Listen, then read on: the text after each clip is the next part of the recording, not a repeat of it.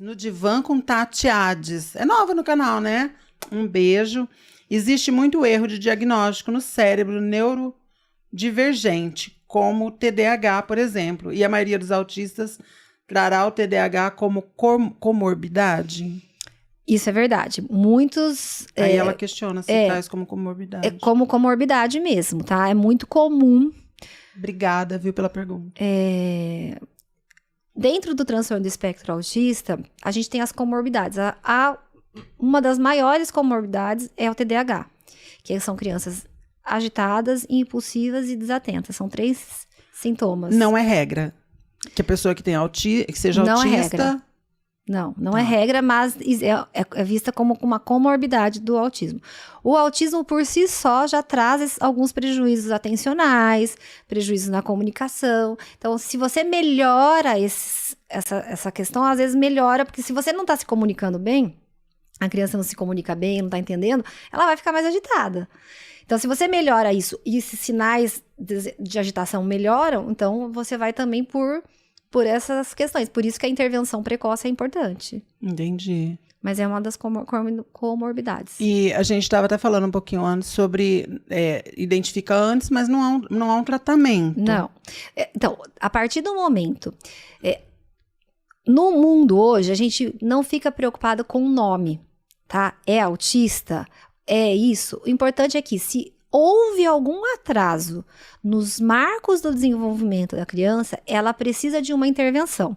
E a gente constrói o nome, que pode ser um TDAH, pode ser um autismo, ele vai se configurando, ele vai se construindo. Tem crianças que, eu não gosto de usar muito esse termo, mas eu acho que fica mais fácil para o público entender, que são sinais mais clássicos. Então, uma criança que fica rodando a rodinha, que fica muito tempo balançando as mãozinhas, esses são sinais mais clássicos, mas não é toda criança que tem esses sinais. E aí o tratamento segue com terapia? Segue com terapias da fonoaudiologia, da terapia ocupacional, da psicopedagogia, da psicologia, e hoje a gente já tem critérios, já tem a ciência, já tem uma técnica que tem maior evidências científicas para o desenvolvimento do cérebro, tá? É a análise do comportamento aplicado.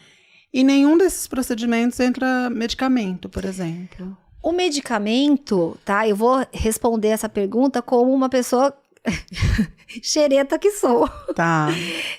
Quem faz esse diagnóstico é sempre o médico. A partir de relatórios que são... A gente dá sempre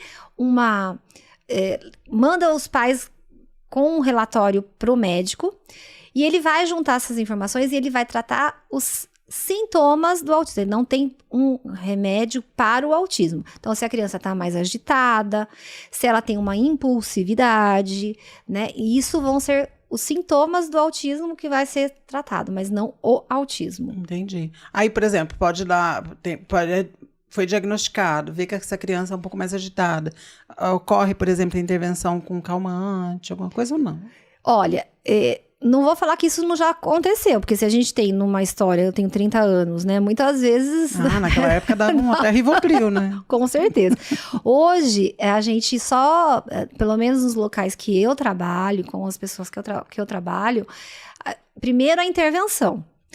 Treinamento parental, gente, por favor. Me fala disso, treinamento parental. Treinamento parental. A gente dá para as famílias orientações para elas continuarem. Não é só naquele setting terapêutico que vai acontecer o tratamento. É no dia a dia. É no dia a dia. Então, família, escola e terapia, eles têm que estar unidos. Então, o propósito é que você tem que ter... Sabe aquele velho ditado? Bater o santo com o terapeuta? Tem que ter. Se você já não desconfia, a coisa não cola, porque é uma pessoa que vai ficar um bom tempo, né? Eu tenho crianças que eu comecei a atender com 2 anos e hoje são adultos, né? Eu tive essa oportunidade. Então, é importante que primeiro se faça a intervenção e vá construindo para ver se tem necessidade da medicação.